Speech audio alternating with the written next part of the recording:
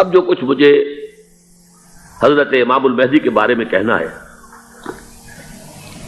دوبارہ اپنی بات دہرا رہا ہوں، یہ میرا ذاتی گمان ہے، اختلاف کیا جا سکتا ہے۔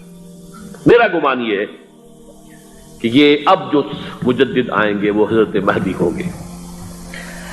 پہلی بات تو یہ جان لیجئے کہ مہدی دو ہیں، ایک شیعوں کے مہدی، ایک سنیوں کے مہدی، ان میں بڑا فرق ہے۔ شیعہ حضرات مہدی کو مانتے ہیں، وہ ان کے 12ویں امام ہیں، ان کے عقیدے کے مطابق انہیں پیدا ہونے کے فوراً بعد اس اندیشے سے کہ انہیں قتل کر دیا جائے گا ایک غار میں چھپا دیا گیا تھا۔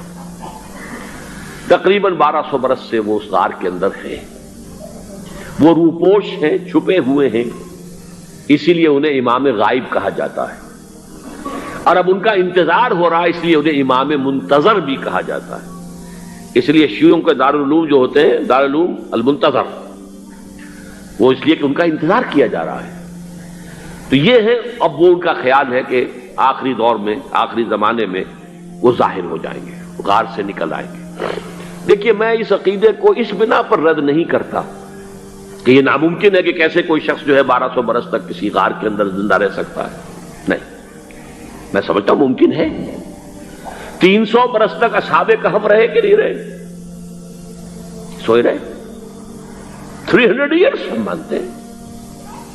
حضرت عیسیٰ اسی حیات عرضی کے ساتھ 2000 سال سے موجود ہیں آسمان پہ کہ نہیں ہے؟ آپ کو معلوم ہے حضرت عزیر 100 برس تک مرنے کے بعد دوبارہ زندہ کر دیے گئے۔ فَأَمَاتَهُ اللَّهُ مِئَةَ عَامٍ ثُمَّ بَعَثَهُ۔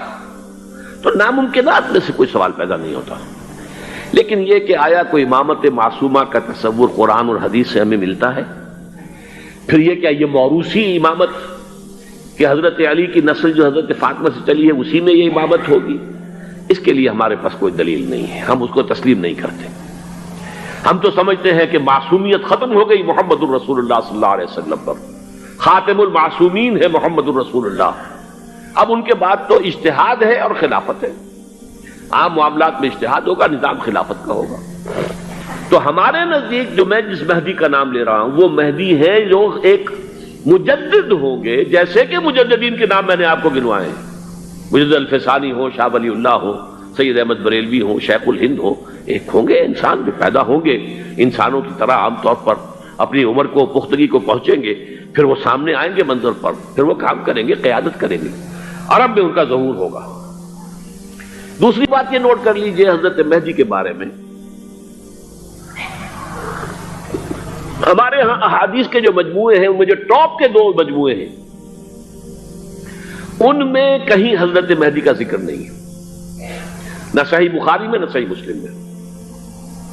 لیکن ہم اسے نظر انداز نہیں کر سکتے کہ صحائح ستہ کی بقیہ 4 کتابوں کے اندر موجود ہیں،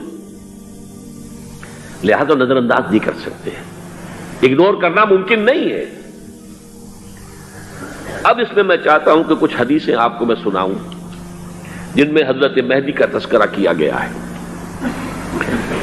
پہلی ہے وعن عبداللہ ابن مسعود قال قال رسول اللہ صلی اللہ علیہ وسلم، حضرت عبداللہ ابن مسعود سے روایت ہے، وہ فرماتے ہیں کہ حضور نے ارشاد فرمایا لا تذهب الدنيا حتى يملك العرب رجل من اہل بیتی، یہ دنیا ختم نہیں ہوگی جب تک کہ عرب پر میرے اہل بیت میں سے ایک شخص کی حکومت قائم نہ ہو۔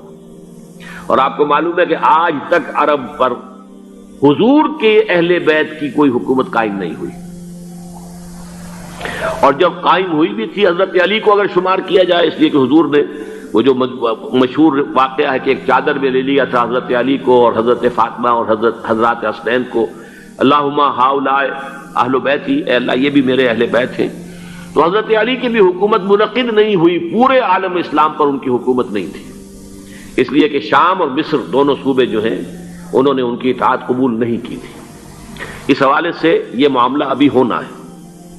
لا تذهب الدنيا حتى يملك العرب رجل من اہل بیتی یواطئ اسمہ اسمی، اس کا نام وہی ہوگا جو میرا نام ہے، یعنی محمد صلی اللہ علیہ وسلم، اور ان کا نام بھی، مہدی کا نام بھی محمد ہو، مہدی تو ان کا لقب ہے۔ یہ ترمذی میں بھی ہے، ابو داؤد میں بھی ہے، سنن ابی داؤد، جامع ترمذی۔